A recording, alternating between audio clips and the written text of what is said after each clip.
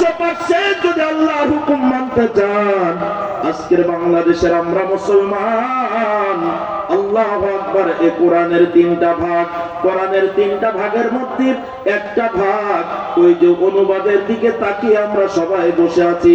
আল্লাহ তাআলা আপনাকে আমাকে পাঠিয়েছেন ইল্লা লিয়াবুদুন, শুধুমাত্র তার ইবাদত করার জন্য। অনেক বড় বড় বুজুর্গ নবীন উলামায়ে কেরাম ওয়াজ করছেন, আল্লাহ তাআলা আপনাকে আমাকে পাঠিয়েছেন তার ইবাদত করার জন্য। এখন যদি জিজ্ঞাসা করি আপনারা 100 জন মুসলমান, বলেন তো ইবাদত কি? বলবেন ইবাদত মানে হলো নামাজ।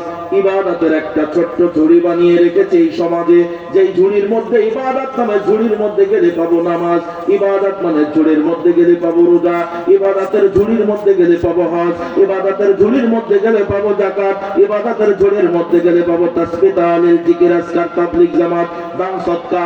এই 7-8টা বিষয় আমরা ইবাদতের আল্লাহু আকবার ঝুড়ির মধ্যে পাবো, যেইগুলো হলো আপনার আমার সমাজে স্বতন্ত্র, যেই স্বতন্ত্র ব্রিটিশের সময় আপনার আমার কাছে করে গেছে। তুমি কোরআনের এই বিধানগুলো মানতেও পারো না মানতে পারো, মানলেও কোনো সমস্যা নাই, না মানলেও কোনো সমস্যা নাই। যেটা আপনার আমার সমাজে ইবাদত নামে পরিচিত, এই আরবি শব্দ ইবাদত দিয়ে পরিচিত, যেটা যদি গোলামি দিয়ে হতো তাহলে সবাই বুঝতো, কিন্তু বাঙালি মুসলমান ইবাদত মানে কি না জানার কারণে কয়েকটা বিষয় বুঝে নিয়েছে। লক্ষ্য করেন যেগুলো স্বতন্ত্র। 1 নম্বর ধরেন, প্রতিদিন আল্লাহ তাআলার একটা হুকুম আমাদের 5 বার আদায় করতে হয়। জোরে আওয়াজ দিয়ে বলেন সে আল্লাহর হুকুমটার নাম কি? নামাজ। আরো জোরে আওয়াজ দিয়ে বলেন নামাজ। কোরআনুল কারীমে এই নামাজ তথা ইবাদতের গেটটা খোলা আছে। তুমি যদি পড়ো ভালো কথা, বাহবা, পরিবারের সবাই তোমাকে সাধুবাদ জানাবে, কেউ নিষেধ করবে না। তুমি যদি না পড়ো সমাজের কেউ তোমাকে বাড়ি থেকে তাড়িয়ে দেবে না, তোমার বাবা তোমার বাড়ি থেকে তাড়িয়ে দেবে না। নামাজ না পড়ার কারণে স্ত্রী কোনোদিন তালাক নিয়ে যায় না। নামাজ না পড়লে সন্তান কোনোদিন আব্বা বলা বন্ধ করে না। নামাজ না পড়লে সমাজের মানুষ আমাকে তিরস্কার করে না। একটু কথা আওয়াজ দিয়ে বলেন ঠিক না বেটি? একটা ছেলে শেরপুরের বড় চাকরি করে, অনেক বড় চাকরি করে, ছুটিতে বাড়ি এসেছে, ফজরের আজান হয়ে গেছে মসজিদে। বৃদ্ধ বাবা 60 বছর বয়স, নামাজ পড়তে যাবে। ফজরের নামাজ পড়তে যখন বাবা বের হয়, এমন সময় মা যেন ডাক দিয়ে বলে, শোনো, আব্দুর রহমান কিন্তু রাত 2টায় বাড়ি এসেছে, ঢাকা থেকে বড় চাকরি করে, আস্তে করে দরজা খোলো যেন খোকার ঘুম ভেঙে না যায়। তাহলে আপনার আমার সমাজে আমার মা নিজে উঠেছে ফজরের নামাজ পড়তে, আমার বাবা নামাজ পড়তে যায়, যুবক ছেলেটা ঘুমিয়ে থাকে, আমার মা বাবার কোনো প্রতিক্রিয়া নাই। এতে বোঝা যায় আল্লাহ তাআলার এই হুকুমটা আপনার আমার কাছে স্বতন্ত্র হয়ে আছে। তুমি মানলেও মানো, না মানলেও না মানো, কোনো সমস্যা নাই। এই নামাজ পড়ার জন্য আপনি একটা মসজিদ বানাবেন। মসজিদ বানানোর সময় দেখবেন যারা নামাজ পড়ে তারাও টাকা দেয়, যারা নামাজ পড়ে না তারাও টাকা দেয়। কথা আওয়াজ দিয়ে বলেন ঠিক না ঠিক? শুধু তাই না, আপনি যদি আল্লাহর এই হুকুম, যেটাকে আমরা ইবাদত বলে আরবিতে চালাই, আল্লাহর এই হুকুম নামাজ পড়ার জন্য যদি মসজিদ বানান, চেয়ারম্যান সাহেবের কাছে আপনি যখন সাহায্য চাবেন, টিয়ারের গম দেবে, কাফিকার গম দেবে, সরকারের পক্ষ থেকে বরাদ্দ হবে, জেলা পরিষদ থেকে টাকা পাওয়া যায়। একটু কথা আওয়াজ দিয়ে বলেন ঠিক না বেটি? শুধু তাই না, বিগত দিনে যেই মানুষটা সারা বাংলাদেশ 15 বছর 7 মাস ধরে দাঁড়িয়েছে, মানুষকে স্বস্তির সাথে ঘুমাইতে দেয় নাই, ওই মানুষটাও আমাদের দেশের প্রত্যেকটা থানায় একটা করে মডেল মসজিদ বানাইলো। ও মসজিদের বিরোধিতা করে নাই, ও মানুষ মেরেছে, মানুষ গুম করেছে, আলেম ওলামা মেরেছে, কিন্তু মসজিদের বিরোধিতা করে নাই, বরং মসজিদ প্রত্যেকটা থানায় বানিয়েছে। যদিও সৌদি আরবের একজন লোকের টাকায় মসজিদ বানাইছে, ওই টাকা দিয়ে মসজিদ বানাইয়া বাংলাদেশ সরকারের কোষাগার থেকে হাজার হাজার কোটি টাকা মসজিদের টাকা মেরে খালা পালাইছে। আপনারা মনে হয় আমার পরে রাগ করছেন নাকি গো? যদি রাগ করেন তাহলে বুঝতে হবে আপনারা খালার দলের লোক। আমার জীবনে শোনেন, এ কোরআনের বদৌলতে শুধু বাংলাদেশ না, পৃথিবীর অনেকগুলো দেশে যাওয়ার সুযোগ পেয়েছি। আমার যতটুকু কনফিডেন্স আমি যা শুনেছি এ জীবনে কোন মহিলা মসজিদের টাকা মেরে খাইছে আমার জানা নাই। মসজিদ কমিটির লোক, সভাপতি, সেক্রেটারি, ক্যাশিয়ার অনেক সময় মসজিদের টাকা মেরে খায়, এটা আমি জানি। কিন্তু একটা মহিলা মানুষ এতগুলো সারা বাংলাদেশের মসজিদের টাকা মেরে পালাই গেল। আমি চিন্তা করি, ভাই পদ্মা সেতুর টাকা খাইছে আমার কষ্ট লাগেনি, মেট্রো রেলের টাকা খাইছে তাও কষ্ট লাগেনি, একটা বালিশ 1 লাখ টাকা বেশিছে তাও আমার কষ্ট নাই। মসজিদের টাকা মেরে খেলে কত নম্বর শয়তান আমি অঙ্ক করে পারিনি। আপনারা ঠিক বললো ঠিক, না বললো এটাই ঠিক। সম্মানিত হাজিরিন, তাহলে আজকের আপনারা আমার সমাজে ও স্বৈরাচারও ছিল মসজিদের পক্ষে, আপনি আমিও মসজিদের পক্ষে। তোরা আওয়াজ দিয়ে বলেন ঠিক না ঠিক? নামাজ পড়তে যাওয়ার অপরাধে কোনোদিন পুলিশ আমাদের ধরে নাই, নামাজ পড়তে যাওয়ার কারণে কোনোদিন আপনার আমার থানায় মামলা হয় নাই।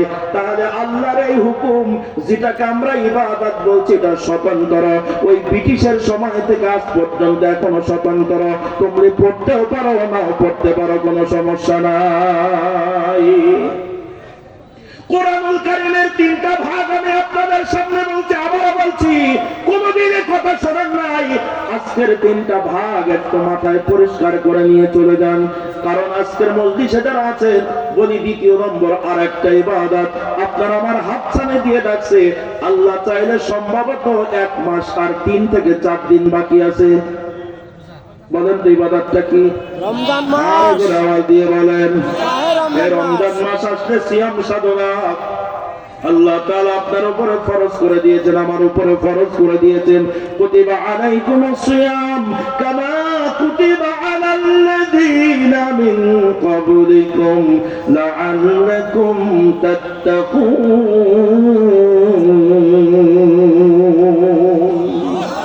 রমজানের সিয়াম সাধনাকে আপনার আমার উপর অবধারিত করে দিয়েছেন, ফরজ করে দিয়েছেন। আসেন মজার কথা, আল্লাহ রাব্বুল আলামিন বললেন তোমাদের উপরে রোজা ফরজ করা হয়েছে, যেমনি ভাবে ফরজ করা হয়েছিল তোমাদের পূর্ববর্তীদের উপরে। রমজান মাস আসলে আমাদের সমাজে আপামর জনতা অধিকাংশ মানুষ আমরা আল্লাহর হুকুম পালন করি কি করি না? এটা জোরে আওয়াজ দিয়ে বলেন। কিন্তু দুঃখ হলো আমরা যারা রোজা রাখি অনেক সময় দেখা যায় রোজা রাখার পরেও নামাজ পড়ে না। মনে হয় আমাদের কি করে কোন লোক নাই তো জেনাই গাতিতে আসেনি? তাহলে কিরকম আল্লাহর ইবাদত করেন, আল্লাহর দাসত্ব কেমন করেন, আপনি কেমন আল্লাহর গোলাম? রোজা রাখলেন আবার নামাজ নাই, সাহরি খেয়ে ঘুমিয়ে পড়েছেন, ফজরের নামাজ নাই, আল্লাহু আকবার, জোহর নাই, আসর নাই। ওয়াল্লাহ ইফতারির আগে মসজিদের রাস্তায় দাঁড়িয়ে নিসাব করে আর জিজ্ঞাসা করে আজকের ইফতারি কার? তাহলে বোঝা যায় আল্লাহর হুকুম আমরা পালন করে, কিন্তু আল্লাহর এই হুকুমগুলো আপনার আমার সমাজে স্বতন্ত্র হয়ে আছে। এই সমাজে কেউ কোনোদিন বলল না ওই লোকটা রোজা রাখে না, তার কোনো টাকা মসজিদে নেওয়া হবে না। বলছে কোনোদিন? এই লোকটা রোজা রাখে না, তাকে আল্লাহু আকবার আপনার আমার সমাজে মারা যাওয়ার পরে মসজিদে খাটিয়ে দেওয়া হবে না। যেই লোকটা নামাজ পড়ে না মারা যাওয়ার পরে মসজিদের পবিত্র খাটিয়া দেওয়া হবে না। যেই লোকটা নামাজ পড়ে না, রোজা রাখে না, ওই লোকটা মারা গেলে আমাদের ইমাম সাহেব এলাকার আলেম ওলামারা তার জানাজা পড়াবে না। এমন কথা বলা গেছে কোনোদিন? বলি নাই, বলতে পারি না। কেন? এটা আপনার আমার কাছে স্বতন্ত্র ইবাদত। তুমি মানলে মানো, না মানলে না মানো, মানলেও কোনো সমস্যা নাই, না মানলেও কোনো সমস্যা নাই। আরো বড় কষ্টের কথা বলছি শোনেন, কোন পুরুষ লোক যদি হাড় ভাঙা পরিশ্রম করে, সাহারের সময় হয়েছে, স্ত্রী উঠে গেছে, ঘুম ভেঙে গেছে, সাহারি খাবে, রোজা রাখার জন্য সাহারি খাইতে উঠেছে, স্বামীর ঘুম ভেঙে গেছে, স্বামীকে ডাক দিয়ে বলে প্রাণের স্বামী সকালবেলা তোমার মাটি কাটার কাজ আছে, তোমার মাঠে হাড় ভাঙা পরিশ্রম আছে, তোমাকে কুলিমুটি কাজ করা লাগে, বড় কষ্টের কাজ। খবরদার তুমি এখনো রোজা, তোমাকে রোজা থাকা লাগবে না, আমি সাহারি খাই রোজা থাকি, আর তোমার জন্য আমি ভাত টিফিন ক্যারিয়ারে দিয়ে দেব। মনে হয় ভুল কথা বললাম নাকি? তাহলে রোজা আপনার আমার কাছে মূল্যহীন। আল্লাহর এই হুকুম কি আমরা ইবাদত বলি? এই ইবাদত নামের এই ছোট্ট জিনিসটাকে ছোট করে এমন করে দেখেছে আরবি শব্দ দিয়া এটা স্বতন্ত্র হয়ে আছে। তুমি রোজা রাখতেও পারো, নাও রাখতে পারো। একটা ছেলে এসএসসি পরীক্ষা দেবে, একটা ছেলে দাখিল পরীক্ষা, আলেম পরীক্ষা দিবে। আল্লাহু আকবার। ছেলেটা যখন লেখাপড়া করছে, রমজান মাস এসে গেছে, মা জননী আল্লাহর কাছে দোয়া করছে, রব্বুল আলামিন আমার ছেলের স্মৃতি শক্তি ভালো করে দাও, আমার ছেলে যেন ভালো ফলাফল করে, আল্লাহ তুমি কবুল করে নাও। মা আমার তাসবিহ পড়ছে, ওভারঅল মা রোজা রাখে সন্তানের জন্য। এখন সাহরির সময় হয়েছে, মা ডাক দিয়ে বলছে, প্রাণের ছেলে রে, তোমার এখন রোজা রাখা লাগবে না, তাহলে পরীক্ষায় ফলাফল ভালো হবে না।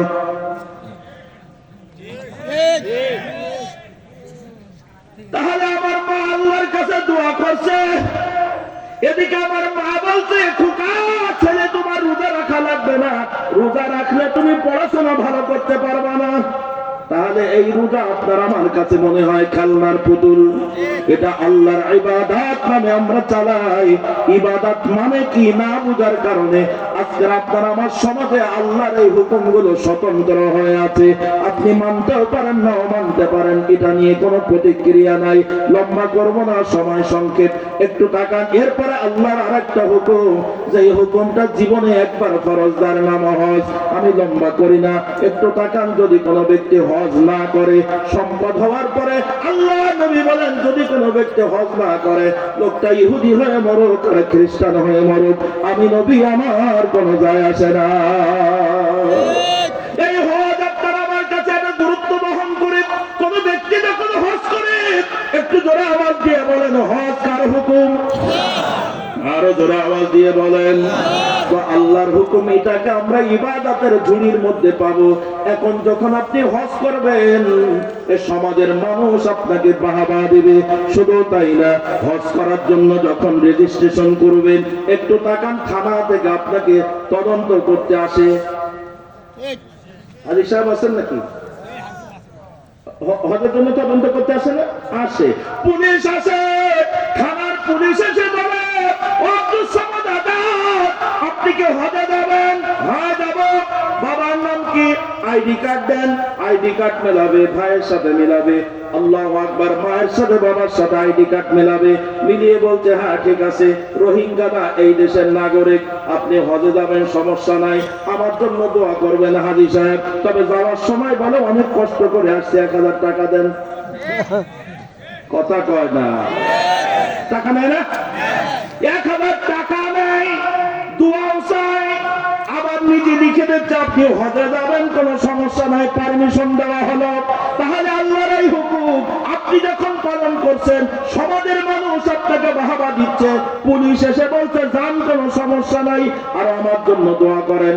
এখন তাকান বাংলাদেশ সরকার কি বলছে। সরকার বলছে, আসেন ও ঝিনাইগাতীর মুসলমান, তোমাদের ওখান থেকে তো বিমানে উঠা যাবে না, ঢাকায় আসো।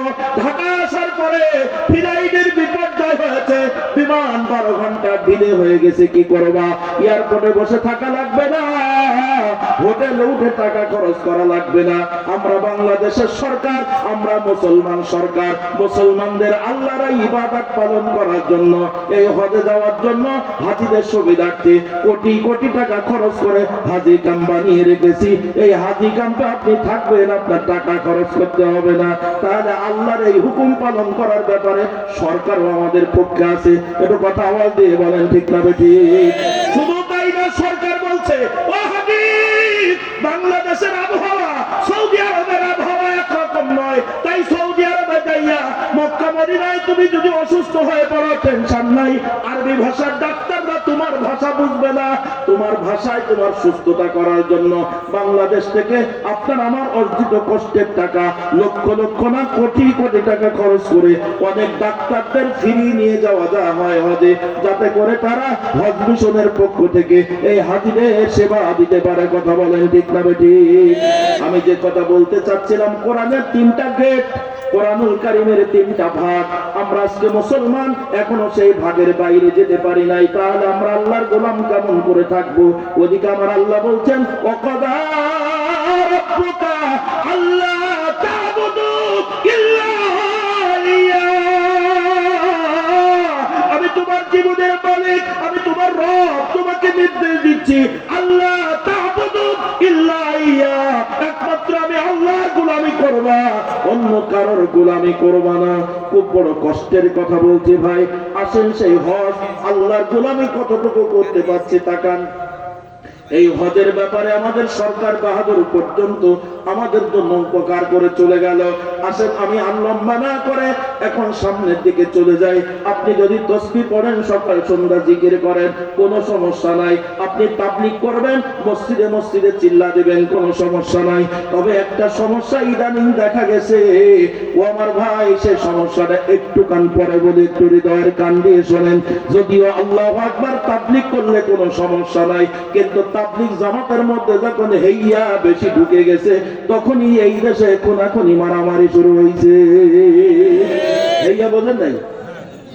হেইয়া বোঝেন নাই? হ্যাঁ, হেইয়া হেইয়া ঢুকলেই সমস্যা হয়েছে। আজকের মাহফিলে যারা আছেন, আমার বিষয় সেদিকে ছিল না। তাহলে নামাজ, রোজা, হজ, যাকাত, জিকির, আজকার, তাবলীগ, জামাত, দান সদকা করলে করেন, না করলে না করেন, কোনো বাধা নাই, কেউ আপনাকে কিছু বলবে না। আপনি এখন এই মাদ্রাসায় 10 লাখ টাকা দান করবেন, আপনার নামে মামলা হবে না, আপনাকে কেউ খারাপ বলবে না, বরং ভালো কথা বলবে। আপনি একটা টাকাও দান করবেন না, আপনাকে জোর করে কেউ পিটাবে না, আপনার নামে মামলা হামলা হবে না। তাহলে কোরআনের কিছু হুকুম আছে, যেই হুকুমগুলো আমরা ইবাদত নামে চালাইছি, ওগুলো হলো স্বতন্ত্র ভাবে আছে। এখন স্বতন্ত্রের গেট বন্ধ, এটা খোলা আছে, যেতেও পারো, আসতেও পারো, স্বতন্ত্র। এই কোরআনের এই স্বতন্ত্র ইবাদত নামের এই বিষয়গুলো বাদ দিয়ে আল্লাহর 2টা হুকুম এমন ভাবে বাংলাদেশে চালু আছে, ব্রিটিশের সময় থেকে আজ পর্যন্ত চালু আছে। আল্লাহর 2টা হুকুম মানতেই হবে, বরং যদি তুমি না মানো, সমাজ মেনে নেবে না, পরিবার মেনে নেবে না, রাষ্ট্র মেনে নেবে না, তোমার নামে মামলা হবে, তোমাকে জেল খাটা লাগবে, রাষ্ট্রীয় শাসন তোমার উপর আঘাত করবে। এটা জোরে বলেন, কয়টা হুকুম? 2 নম্বর গেটের ভিতরে, 2 নম্বর ভাগের ভিতরে আল্লাহর 2টা হুকুম আছে। নাম্বার 1, মুসলমান তুমি যখন বিবাহ করবা, তাই নারী হোক আর পুরুষ হোক, বিবাহ করার সময় অবশ্যই তোমাকে দিনমোহর ধার্য করতে হবে। একটু জোরে বলেন, এটা কার আইন? আরো জোরে আওয়াজ দিয়ে বলেন। পবিত্র কোরআনুল কারীমে আল্লাহ তাআলা 5 জায়গায় দিনমোহর স্ত্রীকে দেওয়ার জন্য অর্ডার করেছেন। তুমি তোমার স্ত্রীর দিনমোহর পরিশোধ করো, স্ত্রীর প্রাপ্য বুঝে দাও। আমি বড় গবেষণার কথা বলছি, লম্বা করব না, খুব স্বল্প পরিসর। আমরা আল্লাহর গোলাম না, শয়তানের গোলাম হয়ে বসে আছি, এটাকে বোঝানোর জন্য ছোট্ট করে এগিয়ে যাচ্ছে। তাকান, আল্লাহু আকবার। তো আমরা যখন বিবাহ করি, তখন আল্লাহর সেই 5 বারের হুকুম দিনমোহর অবশ্যই আমরা ধার্য করি। আজকে গণতন্ত্র দেশে বিভিন্ন দলের লোক আছে, বিভিন্ন মতের লোক আছে, বিভিন্ন পথের লোক আছে, কিন্তু তাকিয়ে দেখেন, আল্লাহু আকবার, যেই লোকটা আওয়ামী লীগ করে, যদি বলে মুসলমান, তো বিয়ে করার সময় সে দিনমোহর মানে কি মানে না? একটু জোরে বলেন। যেই লোকটা বিএনপি করে, সেও বিয়ে করার সময় দিনমোহর মানে। যেই লোকটা জাতীয় পার্টি করে, সেও বিয়ে করার সময় দিনমোহর মানে। যেই লোকটা জামাত ইসলাম করে, সেও বিয়ে করার সময় দিনমোহর মানে। যেই লোকটা হিফাজত ইসলাম করে, সেও বিয়ে করার সময় দিনমোহর মানে। যেই লোকটা তাবলীগ করে, বিয়ে করার সময় দিনমোহর মানে। যেই লোকটা চরমনার পীরের মুরিদ, বিয়ে করার সময় দিনমোহর মানে। যেই লোকটা আটরশির মুরিদ, সেও বিয়ে করার সময় দিনমোহর মানে। যেই লোকটা চন্দ্রপুরের মুরিদ, সেও বিয়ে করার সময় দিনমোহর মানে। আমাদের সমাজে একটা লোক নামাজ, রোজা, হজ, যাকাত কিছুই নাই, চাঁদাবাজি, লম্পট, আকাম কুকামের কমান্ডার, আল্লাহু আকবার, কিন্তু যদি নিজেকে বলে আমি মুসলমান, এতটুকু অন্তরে আসার পরে বিয়ে করার সময় উজু করা বুঝুক আর নাই বুঝুক, হাত আর মুখ ধুয়ে মাথায় একটা টুপি দিয়ে বলে কাবিল টু। কথা কয় না? মানতে বাধ্য। কি কথা বলেন, ঠিক না? আচ্ছা বলেন তো দেখে, আল্লাহর এই হুকুমটা কেন মানে? একদম আত্মগঠন সরকার থেকে শুরু করে একদম রিক্সা চালক, ঠেলাগাড়িওয়ালা পর্যন্ত এই বাংলাদেশে যারা মুসলমান বলে দাবি করে, আল্লাহর এই হুকুমটা সবাই মেনে নেয়। বলেন মানে কি মানে না? কেন মানে? বলেন কেন মানে? আল্লাহর হুকুম মনে করে মানে না। আল্লাহর হুকুমটা বাংলাদেশে রাষ্ট্রীয়ভাবে সংসদে পাস থাকার কারণে, রাষ্ট্রীয়ভাবে সংসদে চালু থাকার কারণে সবাই মানে। একটু কথা আওয়াজ দিয়ে বলেন ঠিক না বেঠিক? কারণ 5 বার হলো দেনমোহরের হুকুম, 82 বার নামাজের হুকুম। যেই লোকটা নামাজ পড়ে না, আল্লাহর 82 বারের হুকুম মানে না, ওই লোকটা দেনমোহর মেনে নিচ্ছে। কারণ কি? কারণ হলো এই আইনটা বাংলাদেশে রাষ্ট্রীয়ভাবে চালু আছে। কথা বোঝেন নাই মনে হয়? তাহলে আপনাকে আইন মানতেই হবে। এখানে যত লোক আছেন সবাইকে মানতে হবে। কথা বলেন ঠিক না ঠিক? যদি না মানেন, একটা মেয়েকে বাড়ি নিয়ে এসেছেন, আব্বা বলছে ছেলে এই বাড়িতে মেয়েকেরা, তো বলছে আব্বা মেয়েটা আমার পছন্দ হয় তাই বাড়িতে নিয়ে আসছি। বিয়াদব, মেয়ে তোর পছন্দ হয় বিয়ে করছিস না? আব্বা বের কর বের কর বের কর, আগে বাড়িতে বের কর। বাবা মেনে নিল না। মা মনে হয় বলবে যে দরকার নেই, দেনমোহর রাখ রে বেটা, বলবে না। মা মেনে নেবে না, পরিবার মেনে নেবে না, সমাজ মেনে নেবে না। বরং থানায় যদি খবর পায়, তাহলে আমাদের দিদি যেমন টুপ করে আসতে চাইছিল, ওরকম টুপ করে পুলিশ এসে টাপ করে ধরে নিয়ে চলে যাবে। কথা বল না? তাহলে আল্লাহর এই হুকুমটা না মানলে পুলিশে এসে ধরলো, নামাজ না পড়লে পুলিশে ধরলো না কেন? রোজা না রাখলে পুলিশে ধরলো না কেন? যাকাত না দিলে পুলিশ ধরলো না কেন? জিকির না করলে পুলিশ ধরলো না কেন? হজ না করলে পুলিশে ধরলো না কেন? কারণ আল্লাহর ইবাদত নামের কথাগুলো বাংলাদেশে রাষ্ট্রীয়ভাবে আইন পাস নাই। তাহলে আল্লাহর এই হুকুমটা রাষ্ট্রীয়ভাবে দেনমোহর পাস থাকার কারণে সবাই মানতে বাধ্য। 2 নম্বর ভাগের কথা বলছি। 2 নম্বর গেটের মধ্যে আল্লাহর আরেকটা হুকুম এই বাংলার মুসলমান সবাই মানতে বাধ্য। সূরা নিসার ভিতরে বিরাট লম্বা আলোচনা আছে, আমি আলোচনা সেদিকে যাব না, সংক্ষেপে বলছি। অর্থাৎ ফারায়েদের আলোচনা, সম্পদের বন্টন, বাবা মারা যাওয়ার পরে বাবার রেখে যাওয়া সম্পত্তি, ছেলে কতটুক পাবে, মেয়ে কতটুক পাবে, স্ত্রী যদি বেঁচে থাকে স্ত্রী দোয়ানা পাবে। এই সম্পদের বন্টনটা কোরআনের বর্ণনা, ইসলামী বিধানটা। আল্লাহু আকবার। সেই ব্রিটিশের সময়, ব্রিটিশ যখন মুসলমানদের শাসন করেছে, তখন এই সম্পদের বন্টনটা এই দেশে চালু রেখে গিয়েছিল। আমাদের বাংলাদেশের সংবিধানে এখনো সেই সম্পদের বন্টনটা ইসলামী ধারায় থাকার কারণে বাংলাদেশের সকল দল মত নির্বিশেষে সব মানুষগুলো বাবার সম্পত্তি বন্টন ওইভাবেই করে। কথা বলেন ঠিক না বেঠিক? কোন ভাই যদি কোন ভাইকে যদি 1 কাঠা জায়গা ফাঁকি দেয়, একটু বলেন তো দেখি মামলা হয় কি হয় না? আর ঘরে আওয়াজ দিয়ে বলেন কেন হয়? আল্লাহর এই আইনটা বাংলাদেশে রাষ্ট্রীয়ভাবে চালু আছে, তাই ভাই ভাই বিরুদ্ধে জমির মামলা করলে হয় মামলা। কিন্তু যদি কোনো ভাই যে বলে স্যার আমার বড় ভাই নামাজ পড়ে না, আল্লাহ 82 বার বলেছেন, তো নামাজ পড়ে না, মামলা করব, ম্যাজিস্ট্রেট বলবে এটা পাগলা হয়েছে, ওরে পাবনায় পাঠাও। কি কথা বলেন ঠিক না? তাহলে আমরা এমন একটা মুসলমান, আল্লাহর কিছু বিধান আছে, মানা না মানা কোনো ব্যাপার না, 2টা বিধান আমরা মানতে বাধ্য। একটু কথা আওয়াজ দিয়ে বলেন ঠিক না বেঠিক? আচ্ছা বলেন তো, বাবা মারা যাওয়ার পরে ছেলে যদি 2 হাত সম্পদ পায়, তাহলে মেয়ে কতটুক পায়? একটু জোরে বলেন। 1 হাত, অর্থাৎ ছেলের অর্ধেক মেয়ে। কথা ঠিক? ভাইয়ের অর্ধেক বোন। কথা ঠিক? আচ্ছা এখানে যত মানুষ আছেন, আপনাদের যাদের বাবা মারা গেছে, আমি জানি না, কাউকে চিনি না, বলেন তো দেখি আপনাদের বাবা মারা যাওয়ার পরে বাবার রেখে যাওয়া সম্পত্তি আপনি যা নিয়েছেন, আপনার বোনকে তার প্রাপ্য দিয়েছেন তো? ঘোড়ার ডিম, রাস্তার ধারে দামি জমি দেয়নি। কথা কয় না?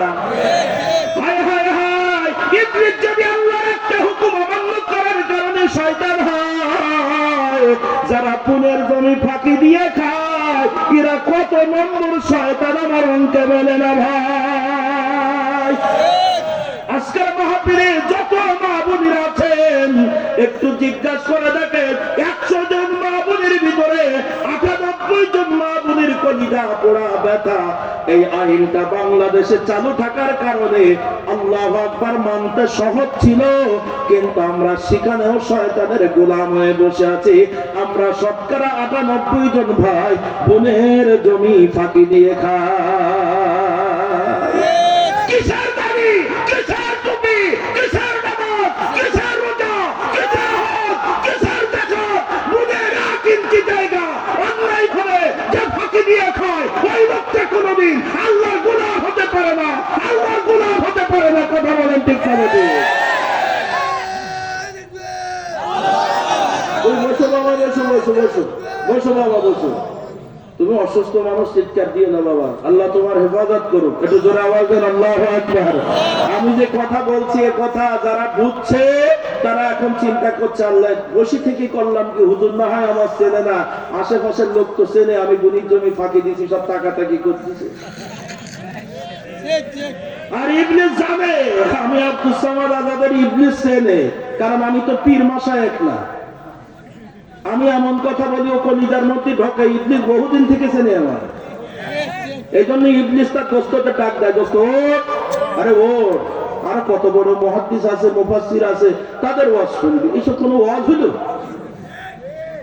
একটু কষ্ট পাচ্ছেন আপনারা, আমি বুঝতে পেরেছি। একটু সূরা আওয়াজ দেন তো, নারায়ে তাকবীর। তাহলে শয়তানের গোলাম হওয়ার জন্য আল্লাহর কয়টা আইন অমান্য করা লাগে? আরে কথা বলেন না কেন? আপনার ভাই, আপনার বাবা বেঁচে থাকা অবস্থায় বোনের সাথে সম্পর্ক রেখে জমি জমার বন্টন ঠিক ছিল। আপনার বাবা মারা যাওয়ার পরে আপনার ফুফুর সম্পত্তি আপনি দিয়েছেন তো? ওদিকে আবার মসজিদের সভাপতি, ওদিক মসজিদের সেক্রেটারি, মাদ্রাসার সভাপতি, মাদ্রাসার সেক্রেটারি বুনের জমি ফাঁকি দিয়ে খায়। হায় হায় হায়, বলে আমার আমি আল্লাহর গোলাম। এটা টাটকা শয়তানের গোলাম। আপনাদের এদিকে এরকম শয়তান নাই, আমাদের খুলনার ওইদিকে বহুত পাওয়া যায়। আমি ঢাকা শহরে বসবাস করি, ১০০ জনের ৯৯.৯৯ জন ঢাকা শহরে মেয়েদের ফাঁকি দেয়, ছেলেদের নামে লিখে দেয়। বোনের ফাঁকি দেয়, ভাইরা নিজেরা ভোগ করে খায়। এমন ভাবে বিল্ডিং তুলেছে, বোন কিয়ামত পর্যন্ত দখল করতে পারবে না। আপনারা রাগ করছেন আমার উপর? আমি বুঝতে পারছি। ভাইজান শোনেন, বলেন কোরআনের কয়টা ভাগ? আরে আপনারা কোনোদিন এ কথা শোনেন নাই? আগে বলছি কেন বলেন তো? আমি আব্দুস সামাদ আজাদ কারোর মতো না, আমার মতো কেউ না। আমি জানি আমার সাথে কারোর ওয়াজ মিলবে না, কারণ আমি কোরআনের তাহকিক করে কথা বলছি। যে আয়াত আপনার আমার কাছে অত্যন্ত পিরানি কথা, আল্লাহ পাঠাইছেন আপনাকে আমাকে তার ইবাদত করার জন্য। আসেন সবাই মিলে জিকির করি। আর আল্লাহর বাকি আইনগুলো কে মানবে? হ্যাঁ, নামাজ রোজা হজ যাকাত জিকির আজকার নিয়ে বসে আছো, আর বাকি গেট গুলো কে খুলবে? আপনার ওগুলো মানা লাগবে না? বুঝার জন্য বলছি, কোরআনের ৩টা ভাগ। নাম্বার 1 ইবাদত নামের একটা ভাগ করে নিয়ে বসে আছি, যেগুলো স্বতন্ত্র। 2টা আল্লাহর হুকুম মানতে বাধ্য, একটা হলো দেনমোহর আর একটা হলো জমি জমার বন্টন। আর বাকি আল্লাহর যত বিধিবিধান আছে এ কোরআনে এমন গেট ব্রিটিশ লাগিয়ে দিয়েছে, বাংলার মুসলমান আজও সেই ব্রিটিশের গেটের তালা কেউ খুলতে পারে নাই। বাকি আইন আল্লাহু আকবার, মসজিদের ভিতরে ইসলাম পালন করছেন, নামাজ পড়ছেন, সমাজে ইসলাম নাই। এটা কথা বলেন ঠিক পাবে? ঠিক। সামাজিক ভাবে ইসলাম নাই, রাষ্ট্রীয় ভাবে ইসলাম নাই, পারিবারিক ভাবে ইসলাম নাই। আপনি রোজা রাখছেন, আপনার স্ত্রীকে এখনো পর্দায় আনতে পারেন নাই। আপনি ইচ্ছা করলেও পারবেন না, ইচ্ছা করলেও পারবেন না। একজন লোক বলতে পারবেন, হুজুর আমার স্ত্রী পর্দা করে না তাই আমি তালাক দিছি। একজন পীর সাহেব খুঁজে পাওয়া যাবে না। পীর সাহেব বললাম মানে আপনাদের কথা বলছে, আমি কিন্তু অরিজিনাল আলেমুল আমাদের কথা বলিনি। আলেমুল আমাদের বাড়ি সব পর্দা ঠিক আছে। সম্মানিত হাজির, আমি আপনাকে বোঝানোর জন্য বলছি, আল্লাহর দেওয়া বিধান যেটা আমার আল্লাহ বললেন, উদখুলু ফিস সিলমি কাফা, পরিপূর্ণভাবে মানো। অন্য জায়গায় আমার আল্লাহ বলছেন, আফাতুমিনুনা বিবাদিল কিতাবি ওয়া তাকফুরুনা বিবাদ। তুমি কোরআনের কিছু মানবে আর কিছু বাদ দিয়ে চলবে, এটা করে আমি আল্লাহর কাছে তুমি খাঁটি মুমিন হতে পারবে না, জান্নাতি মানুষ হতে পারবে না। আজকের মজলিসে আপনারা যারা আছেন, তাহলে এখন দেখেন আল্লাহর বাকি যত বিধিবিধান আছে, বিশেষ করে আল্লাহু আকবার, অর্থনীতি, সমাজনীতি, শিক্ষানীতি, শ্রমনীতি, রাজনীতি, বিচার ব্যবস্থাপনা, এগুলো আপনি কোনো অবস্থাতে কোরআনের নীতি মানতে পারবেন না। এটা কথা বলেন ঠিক না বেঠিক?